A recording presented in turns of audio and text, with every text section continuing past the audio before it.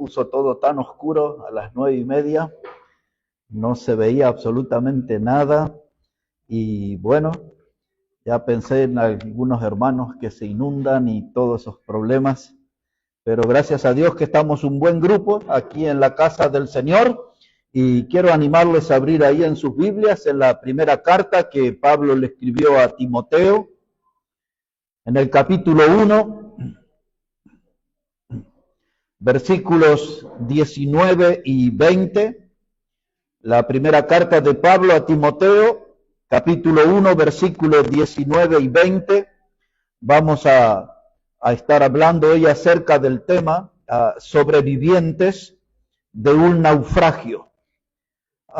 Esta mañana cambié el título del mensaje a porque estaba recordando el año 1997, estábamos en una conferencia en una ciudad muy grande cerca de Canadá, se llama Seattle la ciudad, pertenece al estado de Washington, no a la capital de Washington, sino al estado de Washington, y había como 1000 pastores allí, y un pastor muy histórico, de mucho renombre, vino y me dijo fuera de programa, dice, vaya y hable de la situación en Sudamérica. Y entonces estuvimos explicando a los hermanos de las crisis que vivieron muchas congregaciones en los años 80 y en los años 90, crisis en el liderazgo, conflictos en el liderazgo, por todos los países de Sudamérica, iglesias divididas, muchas iglesias se desangraron literalmente porque la gente se iba a los movimientos neopentecostales que estaban surgiendo, y entonces yo me paré ante aquella multitud y les dije, somos los sobrevivientes de un naufragio. Y entonces esa frase la tomé para mi mensaje de esta mañana, sobrevivientes de un naufragio. Veamos de qué se trata esto. Primero de Timoteo, capítulo 1, versículo 19, dice la palabra, manteniendo la fe y buena conciencia, desechando la cual naufragaron en cuanto a la fe algunos, de los cuales son Himeneo y Alejandro, a quienes entregué a Satanás para que aprendan a no blasfemar. Y aquí aparece la palabra naufragaron, la palabra naufragio.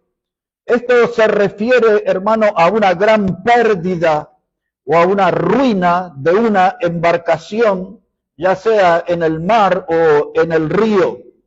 Un naufragio, hermano, se refiere a una pérdida grande, a un desastre. La palabra naufragio está relacionada con la palabra fracaso. Una persona que en su vida tiene un gran fracaso es alguien que naufraga, que anda a la deriva sin un rumbo fijo y está próximo a irse a pique, porque eso en el idioma griego es lo que significa, irse a pique, hundirse de cabeza. A eso tiene que ver la palabra naufragio. Y acá la historia habla de dos hombres con ese problema, dos hombres que su vida se fue a pique, se fueron de cabeza hacia el fondo. Uno de ellos se llamaba Himeneo y el otro se llamaba Alejandro. Estos dos eran vistos como maestros en las iglesias, pero eran portadores de una doctrina enferma, eran portadores de una doctrina contaminada. Era gente que no estaba comunicando bien el mensaje de la fe porque ellos no estaban firmes en el camino de la fe. Tenían toda la apariencia, tenían el nombre de que eran cristianos trascendentes, pero era gente que naufragó, gente que andaba a la deriva. Un náufrago, hermanos, es una víctima que lucha por salvarse.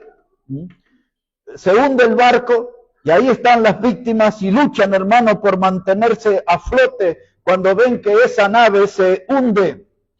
A veces nosotros en nuestra propia vida, no solamente somos los protagonistas de un naufragio, a veces también, hermanos, nosotros somos los culpables de nuestro naufragio. Un negocio se va a pique, se va a fondo. Un matrimonio se va a pique, se va de cabeza al fondo. Una congregación se va al fondo. Una vida se va al fondo. Quedan apresados en un naufragio. Y surgen las preguntas, ¿cómo pasó esto? Esta empresa que tiene tantos años, ¿cómo cerró? Este matrimonio que tiene tantos años, ¿cómo se destrozó, se arruinó? Esa iglesia que parecía tan buena y tan sana en su doctrina, mire en lo que terminó. Aquel hombre que parecía que iba a ser un gran varón de Dios, destacado en la fe, mire cómo terminó. Aquella dama que parecía que iba a ser una mujer protagonista en la obra del Señor, pues ahí está, ya ni se la ve. Gente que naufraga en cuanto a la fe. ¿Y cómo comienza el naufragio nuestro? Igual que el de estos hombres, tomando malas decisiones. Tomamos malas decisiones en nuestra vida. Y a veces no es una sola, sino que es un cúmulo de decisiones equivocadas, erróneas, un error tras otros. Y siempre aparece en nosotros la resistencia a corregir. No voy a ir lejos en la historia, pero aquí en nuestra corta vida de iglesia ya muchos naufragaron en cuanto a la fe. Se fueron a pique, tocaron fondo. Se les advirtió una y otra vez sobre decisiones equivocadas. No quisieron corregir su camino. Algunos compartieron la congregación mucho tiempo con nosotros. Caminaron junto con nosotros, pero hoy son náufragos en la fe. Un náufrago en la fe es una persona irresponsable. Es como un marinero en el medio del mar que tome la brújula, que es lo que le orienta, lo que le guía el camino a seguir, y la tire al fondo del mar. Ya no tiene cómo orientarse en el mar. Y aquí una vez tras vez se le fue advirtiendo a personas que empezaron a alejarse de la congregación, empezaron a alejarse de la palabra de Dios. No les atraía la reunión de oración, no les gustaba este asunto de ganar alma, no les gustaba el asunto de tener una iglesia organizada. Y empezaron a naufragar en cuanto a la fe. Y no fue la cabeza del hogar, fue la esposa y luego los hijos pagan las consecuencias, pero se les animó a corregir en el camino, pero no lo hicieron. Y a estos hombres les pasó esto. Naufragaron en cuanto a la fe, porque observe otra vez el texto como dice versículo 19. Dice, manteniendo la fe y buena conciencia, desechando. Esta gente no tomó en cuenta la fe, ya en un momento de su vida, ya no fueron guiadas por la fe, la desecharon, la hicieron a un costado, no le dieron el valor que hay que darle a la fe, a la palabra de Dios. Y sintieron su conciencia que les acusaba, sintieron hablar a su conciencia que les indicaba que lo que estaban haciendo estaba mal, que las decisiones que tomaban no estaban de acuerdo a la voluntad de Dios. Pero cuando empezó el naufragio, es porque ya no querían corregir el camino. Y esta historia se repite. Una de las historias que nosotros conocemos es acerca del Titanic. Lo que hemos cantado aquí en esta mañana, el himno 307. Ya lo hemos enseñado cuando el Titanic se hundía, la orquesta tocaba ese himno, el 307, más cerca de ti, oh Dios. Ya sabían que iban a morir todos esos. El barco se iba al fondo del mar, el transatlántico se iba al fondo del mar y cantaban ese himno porque era lo que les esperaba, iban a estar cerca de Dios ya. La orquesta sonaba, pero el barco se hundió, su capitán era de apellido Smith. A él 6 veces le advirtieron de otras embarcaciones la presencia de iceberg. Iceberg, hermanos, eran como enormes templos de hielo, témpanos. Se cree que el iceberg que chocó al Titanic sobresalía del agua como 300 metros hacia arriba. Y el hombre fue advertido una vez, otra vez, por un barco, por otro barco. No hizo caso, hermano, a las advertencias y se fue al fondo del mar. Así nos pasa en la vida cristiana. Y así le pasó a estos hombres de nuestra historia aquí, Himeneo y Alejandro. Ellos hicieron un abandono de la fe. Y en esta mañana se encienden las alarmas para nuestra vida. Porque ¿en qué punto está nuestra fe? ¿A qué distancia estamos de nuestra fe? ¿Nos estamos alejando de la fe o estamos militando con firmeza en la fe? ¿Es la fe lo que moviliza nuestra vida? ¿Es la fe lo que nos mantiene activos, lo que nos mantiene vivos? ¿O como estos hombres, hemos empezado a hacer un abandono lento de la fe? Y a veces, hermanos, el diablo trabaja, porque el diablo le gusta ver el fracaso en la militancia de los hijos de Dios. Somos militantes en la fe, pero a veces el fracaso, hermanos, se nos cruza en el camino y el pecado, hermanos, apareció en la vida de estos hombres y el pecado puede aparecer en nuestra propia vida y nos hace naufragar en cuanto a la fe. Andamos a la deriva, andamos sin rumbo, sin una decisión fija. El aguijón de la conciencia les tocó a estos hombres, pero no hicieron caso. ¿Y cuántas prédicas, hermano, usted escuchó y Dios le habló? Y usted sabe que Dios le habló. Y usted salió de este lugar seguro, ese mensaje era para mí. Hay algo en ese mensaje que me tocó. Hay algo en ese mensaje que puso en evidencia que esto que estoy haciendo no está bien. Pero sentimos los pinchazos del aguijón y dice, ya va a pasar. Y seguimos, y seguimos, y seguimos hasta que somos presa de un naufragio. Nuestra vida se empieza a hundir, nos vamos al fondo, porque no hemos aceptado lo que la palabra de Dios nos dijo. El oído nuestro, hermano, se vuelve insensible. El pecado comienza a dominarnos, le empezamos a encontrar el gusto a ciertas clases de pecado. Y nuestro oído se empieza a volver insensible. Y hasta llega un momento que aún viniendo a la casa de Dios no percibimos la verdad de Dios. No vemos la verdad, no nos llega la verdad. Y a veces, hermanos, nos preguntamos, ¿por qué la prédica no me toca? ¿Por qué la prédica no me llega? Y es porque tenemos un oído insensible. Ya hemos naufragado, ya hemos perdido el rumbo. Quizás oyó alguna vez de la palabra zozobra. Esa palabra se usa para un barco cuando da vuelta. Un viento, una tormenta, algo, un oleaje furioso. Da vuelta al barco, dice, está en zozobra. Y a veces nuestra vida está así también, en zozobra. Solo que cuando se refiere a una persona, la palabra zozobra habla de aflicción. Y a veces estamos afligidos. Uno de los síntomas de que estamos naufragando es cuando estamos aburridos en la iglesia. Y sacamos el caramelo y nos peinamos y miramos el celular y miramos la Biblia y pasamos, no estamos escuchando la palabra, no estamos alabando. Empezamos a distraernos. Esos son síntomas de que mi vida empieza a naufragar, que mi alma no está recibiendo lo que Dios tiene para mí. Y después, hermano, nos empieza a dominar una tristeza. Y decimos, qué raro esto que me pasa, ¿qué será? Pero esa tristeza empieza a crecer en nuestra vida. Esa tristeza empieza a ir en aumento. Y empezamos en un estado de congoja, de angustia.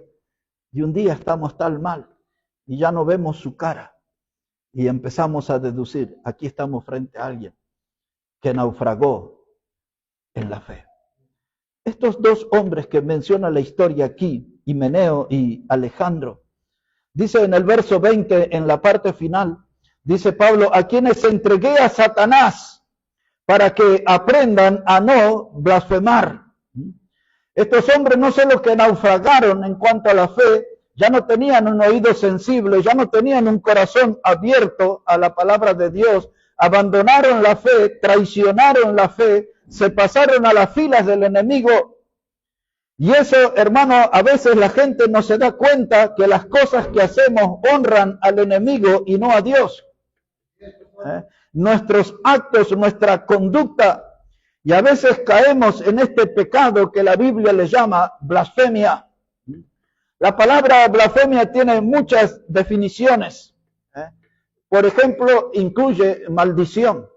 Yo escucho a algunos de esos predicadores famosos que maldicen a otros predicadores. Usan palabras blasfemas. La palabra blasfemia tiene que ver con groserías, Parece que eso se volvió una moda creciente porque hay muchos predicadores hoy que usan malas palabras en sus discursos. Yo sé que muchos de ellos no son bautistas, pero eso no los libra del pecado. Usan groserías en sus expresiones, malas palabras, términos con dobles sentidos. Y estos hombres, Himeneo y Alejandro, cuando blasfemaron es porque usaron palabras que eran ofensivas a Dios. Ellos creían que era gracioso. Muchos predicadores de nuestro tiempo creen que son graciosos. Y hacen cosas en los púlpitos que Dios no aprueba. Uno de esos cantantes famosos que predica decía hace poco tiempo atrás que Jesús se había drogado. Así hablaba el hombre. Y luego hablaba de Pedro, dice, cuando Pedro dijo tal cosa, dice, porque estos estaban todos borrachitos. Y usan palabras así. Esos son blasfemias, esos son groserías. Y ellos, la gente les aplaude y la gente les festeja esas cosas que son ofensas verbales a Dios. Eso es blasfemar. Esta gente, Himeneo y Alejandro, cayeron en eso. Y Pablo dijo, tenemos que tomar una decisión. Los tengo que entregar a Satanás. Esa expresión aparece en la primera carta a los Corintios también, en el capítulo 5, cuando habla de aquel muchacho que tuvo relaciones con la mujer de su padre. Y Pablo dijo, reunidos vosotros y mi espíritu, quitad a ese perverso del medio, el tal sea entregado a Satanás. Esta expresión, ser entregado a Satanás, quiere decir que es quitado de la comunión. Pablo escribe a Tito y le dice, después de una y otra amonestación, deséchalo. Una y otra amonestación, deséchalo. La expresión es más amplia que 2 veces. Pero si tenemos aquí un hermano que practica tal clase de pecado, se le amonesta, se le advierte, se le acompaña un tiempo prudente para que pueda corregir, y después del tiempo vuelve a insistir en el mismo pecado, se le vuelve a hablar, se le vuelve a acompañar, pero ya cuando va por tercera vez o cuarta vez, entonces la Biblia pone en un terreno a la congregación de desecharlo. Significa eso, expulsarlo. Y la gente se agarra la cabeza y dice, ¿cómo vamos a hacer eso? ¿Y quién soy yo para expulsar? Yo no soy nadie. La palabra de Dios nos dice lo que debemos hacer. Y ahí tenemos que decidir si vamos a obedecer a la palabra de Dios o no. Hace como 40 años atrás, una pareja jovencita, no tenían ni 20 años, él tenían 18, 19 años, cayeron en pecado y trajeron ese caso frente a la congregación. Y entonces se hablaba en la congregación que tal clase de pecado había que aplicar una disciplina, y estábamos en una asamblea y se estaba ahí hablando. Yo no era el pastor de la iglesia. Y entonces el pastor estaba ahí dirigiendo la asamblea. Y en un momento se para el padre del pastor, que era un hombre que tenía muy poco tiempo en la fe, criado en la calle y tenía toda esa forma de hablar, pero una gran persona.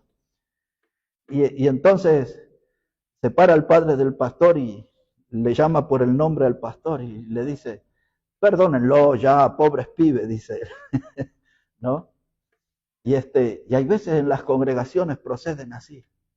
¿Y quiénes somos nosotros para decir a esta persona, para disciplinarle? ¿Quiénes somos nosotros para aplicar esto después de una y otra amonestación, desecharlo?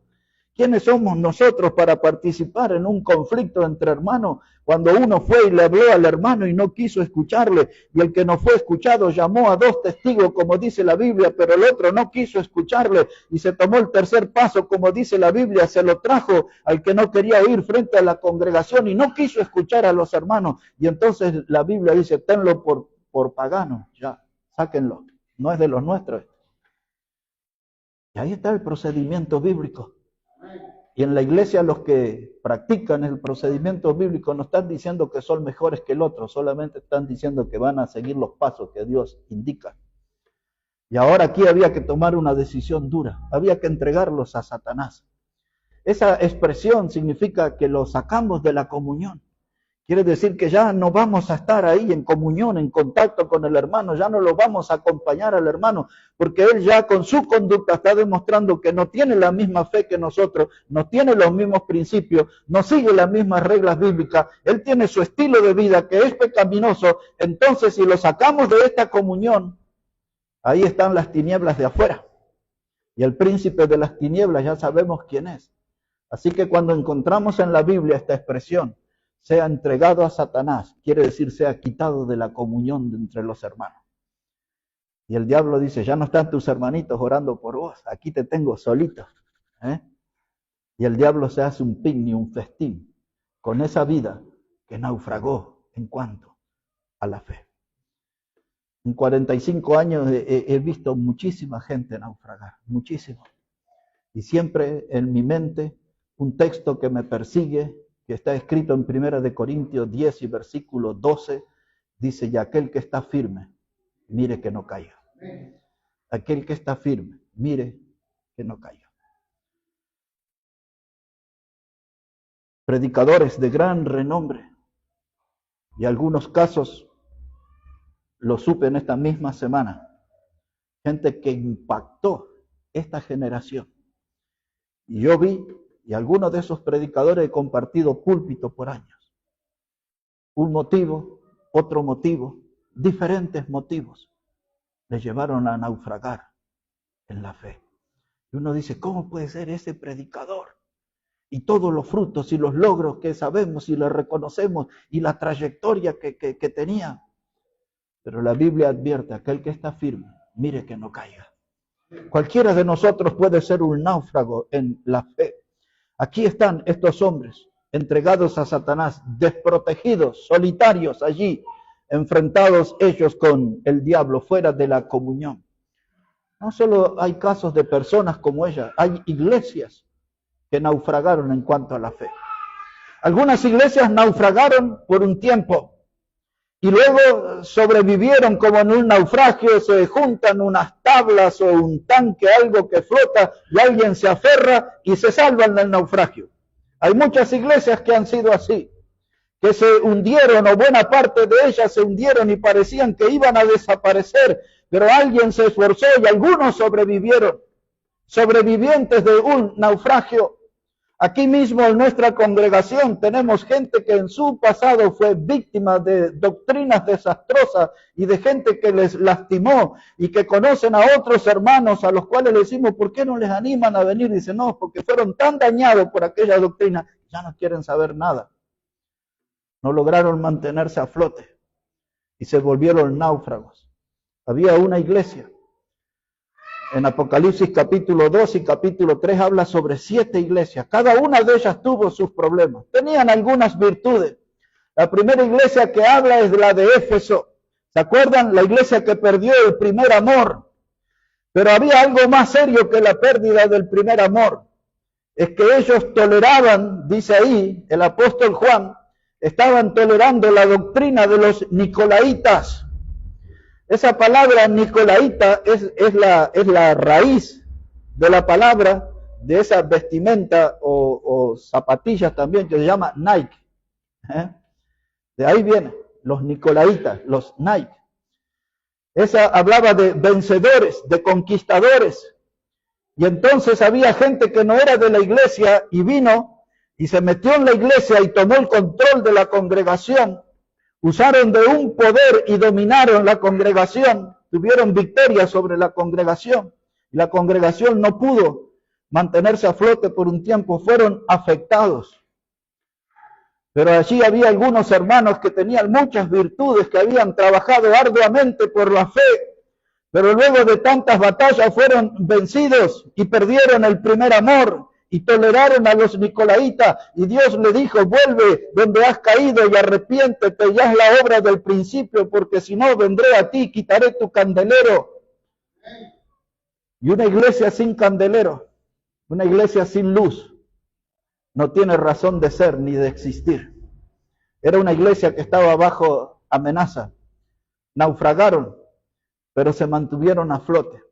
Y luego habla de una iglesia de Pérgamo. Y esa iglesia de Pérgamo tenía otro problema serio. uno que habían matado al testigo fiel, un hombre que se llamaba Antipas, que era un gran predicador.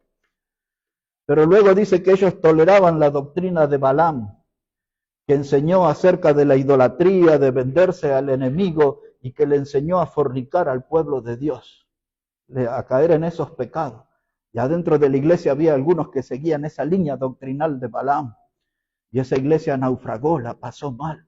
Y luego en el capítulo 3 de Apocalipsis habla de una iglesia de Sardis, de aquellas que Dios le dice, ustedes tienen nombre de que están vivos, pero yo sé que están muertos, le dice el Señor.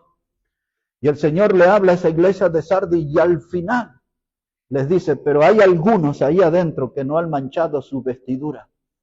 El naufragio no fue completo, pero casi se fue al fondo esa iglesia. Y luego la iglesia de la Odisea, ahí estaba la doctrina de la tibieza reinando y aquella iglesia cometió la torpeza de dejar a Dios afuera de la comunión. Y dice ahí el texto del Señor, yo estoy a la puerta y llamo. ¿Por qué está en la puerta si Él tiene que estar en el centro de la reunión? Pero aquellos hermanos se creían autosuficientes y llenaron la iglesia de un espíritu humanista y lo dejaron a Dios a un costado y naufragaron. Aun cuando lleguemos al cielo, los vamos a identificar fácilmente a los tibios de la Odisea.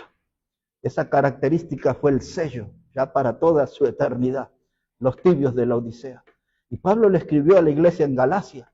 Esa iglesia no forma parte del capítulo 2 y 3 de Apocalipsis. Pero Pablo quedó sorprendido y les dice, Pablo dice, ¿pero qué pasó? Porque ustedes corrían bien, le dijo. Y en el capítulo 3, verso 1, le dice, ¿quién os fascinó? Es decir, ¿quién los sedujo? ¿Quién los cautivó? ¿Quién los embrujó de alguna manera? Porque ustedes eran buena iglesia, tenían sana doctrina, eran una iglesia pujante, creciente, pero ¿quién los fascinó? Dice, y ahora cayeron de la gracia, dice. Hermanos, tengo más casos para citar, pero hay personas, hay iglesias y hay familias enteras que naufragan en cuanto a la fe y se van al fondo. Y la Biblia enciende las luces rojas de alerta, porque nosotros hoy somos sobrevivientes de un naufragio. Cualquiera de nosotros que agarre un mapa de las iglesias que nos rodean, aquí cerquita tenemos una que es Bautista Fundamental, pero después a la redonda no vamos a encontrar iglesias fundamentales. Iglesias liberales, neopentecostales, centros familiares de no sé qué cosas. Agarre un mapa y fíjese. Pero nosotros no caímos en ese naufragio, somos sobrevivientes. Estamos aquí, hermano, todavía firmes, siguiendo de cerca la palabra de Dios, pues nunca debemos despegarnos de ella. El diablo busca diferentes formas de mandar a pique, de cabeza, de hundir definitivamente una vida, una iglesia, una familia, una empresa. Observe un poquito el Evangelio de Lucas, el capítulo 8. El Evangelio de Lucas, el capítulo 8. Ese capítulo habla acerca del sembrador que salió a sembrar. Solamente quiero llamarle la atención en un texto allí. Evangelio de Lucas, el capítulo 8, y vamos a poner la atención en el versículo 14. Lucas, el capítulo 8 y el versículo 14. Allí habla de una semilla y dice que ésta cayó entre los espinos. Mire lo que le sucedió a esa clase de personas. Evangelio de Lucas, el capítulo 8 y el versículo 14. Dice la palabra, la que cayó, se refiere a la semilla, que ya en el contexto explica que la semilla es la palabra de Dios, ¿no? Dice, la que cayó entre espinos. Estos son los que oyen, pero yéndose son ahogados por los afanes y las riquezas y los placeres de la vida y no llevan fruto. En nuestra misma historia, hermano, de iglesia, han pasado por este lugar hombres y mujeres que quedaron impactados con la palabra de Dios y que hablaron de buena manera de la predicación de la palabra de Dios y hasta exaltaron la sana doctrina, etcétera, etcétera. Y se los vio animados y se los vio en varias reuniones en diferentes etapas, pero en sus vidas la palabra cayó entre espinos. Porque les gustó la predicación, les gustó la línea doctrinal, pero después amaron más los placeres de esta vida y no regresaron. La palabra era buena, la predicación era buena, pero los afanes, las riquezas, don dinero, el materialismo, les sedujo más, les atrajo más. Dice, me gusta la palabra de Dios que enseñan, pero también me gusta el dinero. Y si nos los vemos acá es porque el dinero ganó su corazón. Y todos nosotros sabemos aquí no se puede servir a dos señores. Amarás a uno, aborrecerás a otro. No puedes servir a Dios y a las riquezas. Ya es claro esos que no los vemos por aquí. ¿Por qué Dios se inclinar? Por don dinero. Los afanes de esta vida. Quizás un día la palabra de Dios vuelva a obrar en sus vidas y les traiga a este lugar. Pero naufragaron en cuanto a la fe. No se mantuvieron a flote, no se mantuvieron firmes. Varias personas que han venido a nuestra congregación y algunos de ellos todavía están con nosotros, gracias a Dios. Mis primeras palabras que les dirigí fue: el secreto está en resistir las primeras reuniones. Porque yo sabía que venían de cultos liberales y que salían a bailar haciendo el trencito y todas esas payasadas que hacen por ahí. Y yo les decía, si ustedes resisten las primeras reuniones, porque van a cantar himnos que son solemnes, y van a escuchar una predicación basada en la palabra de Dios, van a ver la Biblia abierta, la Biblia explicada, la Biblia enseñada, la Biblia aplicada en nuestra vida. Y si usted resiste algunas reuniones, esto le va a ser provecho para su alma. Lo otro son todos alegrías pasajeras, aventuras de algún domingo y nada más. Pero hermanos, algunos se fueron detrás de las riquezas y de los afanes de esta vida y dejaron a un costado, desvalorizaron la palabra de Dios. Una mirada, por favor, a la segunda carta de Pedro ahora, capítulo 2. Segunda carta de Pedro, el capítulo 2, versículo 20. Segunda carta del apóstol Pedro, el capítulo 2 y el versículo 20. Mire cómo dice la palabra y la advertencia que tiene para nosotros ahí. Segunda carta de Pedro, capítulo 2, versículo 20. Dice la palabra de Dios: ciertamente, si habiéndose ellos escapado de las contaminaciones del mundo por el conocimiento del Señor y Salvador Jesucristo, enredándose otra vez en ellas, son vencidos, y su postrer estado viene a ser peor que el primero, porque mejor les hubiera sido no haber conocido el camino de la justicia, que después de haberlo conocido volverse atrás del santo mandamiento que les fue dado. Pero les ha acontecido lo del verdadero proverbio: el perro vuelve a su vómito y la puerca lavada a revolcarse en el cieno. Aquí habla de personas que naufragaron en cuanto a la fe. En un momento de su vida escucharon palabras de Dios y dice que por algún tiempo se escaparon de las contaminaciones del mundo. Es decir, que tuvieron un andar en la fe, pero luego dice el texto que se enredaron. Nosotros sabemos cómo Pablo le aconsejó a su discípulo Timoteo, que dice que todo aquel que Cristo lo tomó por soldado no se enreda en los negocios de la vida.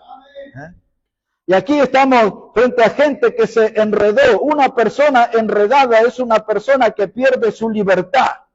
Si alguien nos enreda nuestro cuerpo con una soga o con lo que fuera, quedamos inmóviles, perdemos la libertad. Y hubo problemas, hermanos, en esta gente que eran libres en Cristo. Actividades del mundo, cosas del mundo, lo fueron enredando, lo fueron así, hermanos, inhabilitando para el servicio. Y entonces, dice la palabra, le sucedió lo del proverbio: como el perro vuelve a su vómito.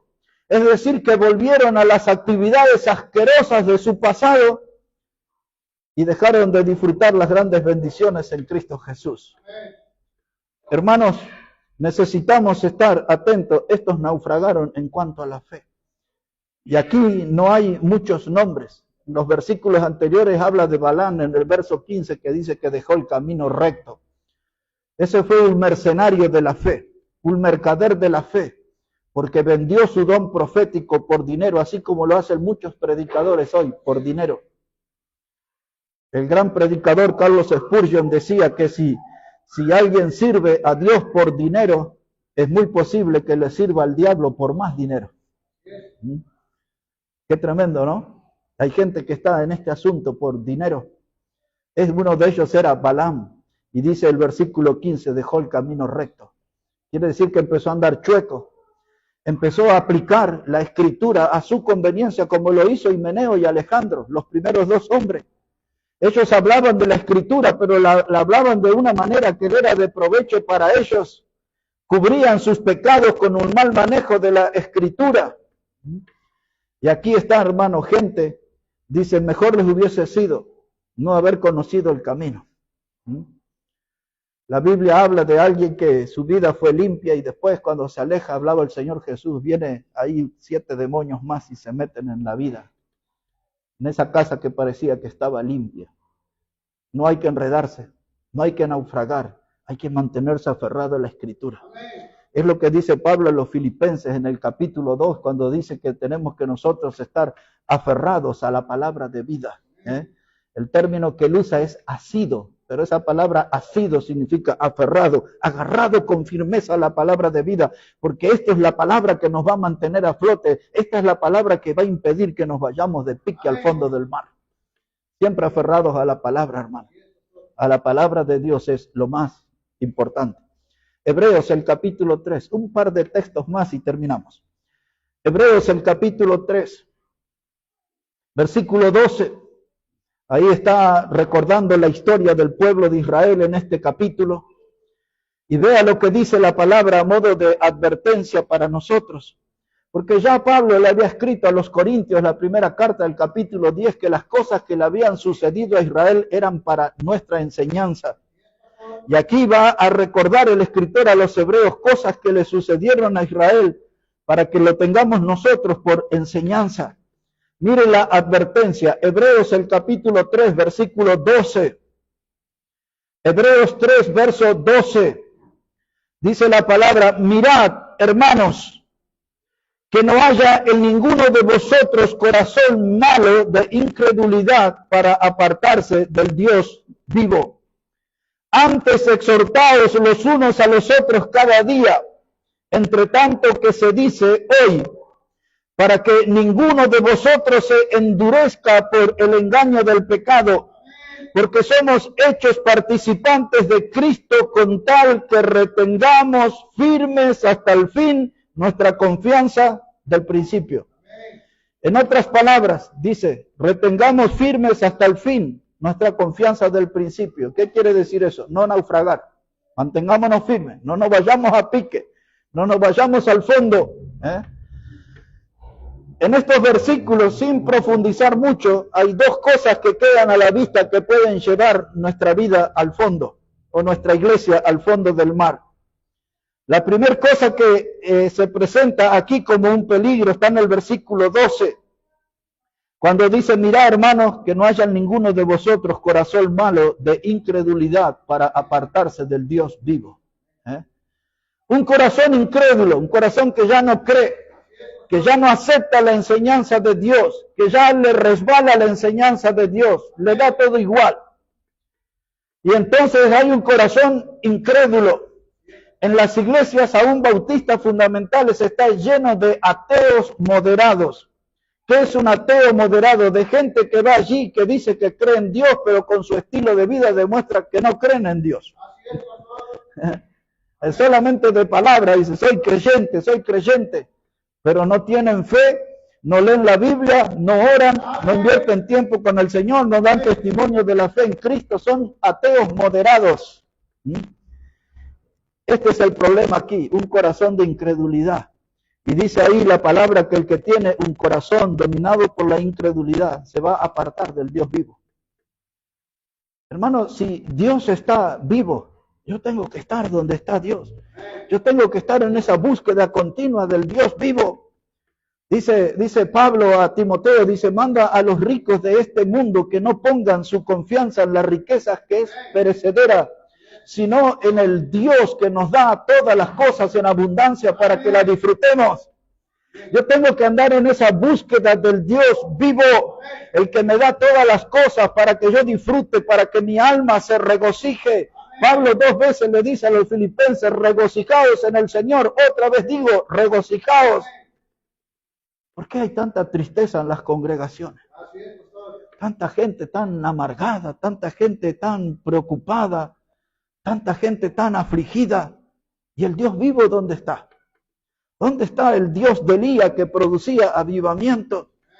Hermanos, dice, no deje que el corazón suyo se domine de incredulidad, porque donde está la incredulidad usted va a naufragar y ya no va a tener contacto con el Dios vivo. Usted necesita un Dios vivo, no un ídolo muerto. La segunda enseñanza que está aquí, hermanos, en el versículo 13, en la parte final del versículo 13 dice, para que ninguno de vosotros se endurezca por el engaño del pecado. El engaño del pecado. El pecado siempre viene a nosotros con promesas de alegría. El pecado viene con promesas de felicidad. El pecado viene con promesas de decir, nadie lo va a notar, dale para adelante, todo va a estar bien. La gente escribe muchas veces en las redes, dice, hoy necesito a alguien que me diga que todo va a andar bien, que todo va a ir bien. Pero hermanos, el pecado tiene ese lenguaje, dice, practícame, ya vas a ver que te va a hacer bien. Y dice aquí la palabra de Dios, hermano, claramente para nosotros, dice el texto, que ninguno se endurezca por el engaño del pecado. El pecado es engañoso. No tengo que confiar en sus promesas. ¿Recuerdan ustedes Sansón y su estilo de vida? Y el último día, después de burlarse y de mentir y todas esas cosas, cuando la mujer le dijo, la última vez, le dice, Sansón, los filisteos contra ti. Y él dijo, saldré como otras veces. Y dice la Escritura, pero no sabía que el poder de Dios se había alejado de él. Y así es el pecado, nos motiva, nos alienta, practícame otra vez, practícame, será como ayer, como anteayer, no habrá consecuencia, pero un día trae consecuencia. El engaño del pecado, y la gente se endurece y sigue practicando el pecado, hermanos, diferentes clases de pecado, hasta que su vida naufraga, se va a pique, se va de cabeza al fondo del mar, y muchos no pueden salir a flote. El primer pasajero submarino de la historia era hijo de Amitai, se llamaba Jonás. Su nombre significa paloma, pero se comportó como un halcón, como un ave de rapiña. Era un predicador de la palabra de Dios. Marcó una época. El mismo Señor Jesús lo citó en sus prédicas, ¿no? Pero ese hombre se fue al fondo del mar y aquel gran pez ni siquiera lo pudo digerir, lo tuvo que vomitar. Porque un hombre fuera de la voluntad de Dios es un ser indigerible. El pez lo vomitó. Y en la iglesia de la Odisea Dios anda vomitando gente. Por son los tibios de la Odisea. No son fríos ni calientes, por cuanto eres tibio, dice el Señor, te vomitaré de mi boca. Esa gente no está en un club nocturno, ni están en una bailanta, estaban en una iglesia. Y dice, hay gente dentro de esa iglesia, dice Dios, ya no los puedo tolerar, no los puedo digerir, los tengo que vomitar. Hermano, qué tremendo, ¿no? Cuando uno tiene todo para servir a Dios, pero naufraga en cuanto a la fe. Comenzamos nuestra historia con Himeneo y Alejandro. Y ahora a modo de recuerdo nomás. Dice el Evangelio de Juan, el capítulo 6 y el verso 60. El Señor Jesús le habló a la gente y dijo que ya algunas clases de milagro no iba a hacer. Y la gente se quejó y le dice, Señor, dura palabra es esta, ¿quién podrá resistirla? Decía la gente. Dura palabra es esta. Y después llega a Juan 6, verso 66, y muchos se volvieron atrás, dice, y ya no andaban con él. ¿Quiénes eran esos? Los náufragos. Los que naufragaron en cuanto a la fe, se volvieron atrás. Por eso, hermanos, necesitamos estar atentos y aferrados a la palabra de Dios para no ser náufragos. Muchos de nosotros nos hemos mantenido por gracia de Dios, por la misericordia de Dios, y hemos sobrevivido a algunos naufragios. Hemos sobrevivido, pero no nos confiemos, hermano, porque el diablo puede querer hundirnos muy pronto otra vez. Aquel que está firme, dice la Escritura, mire que no caiga. Ya que está ahí en Hebreo, voy a terminar con un texto de ahí de Hebreo, capítulo 6. Hebreos, el capítulo 6. Esos barcos que naufragan, que andan a la deriva, no pueden mantenerse firmes en el mar. Con esa figura terminamos aquí en Hebreos el capítulo 6. El contexto viene hablando de la esperanza y dice el verso 19, hablando de la esperanza, dice: la cual tenemos como segura, firme ancla del alma y que penetra hasta dentro del velo, es decir, hasta la presencia del Dios Santísimo. La esperanza.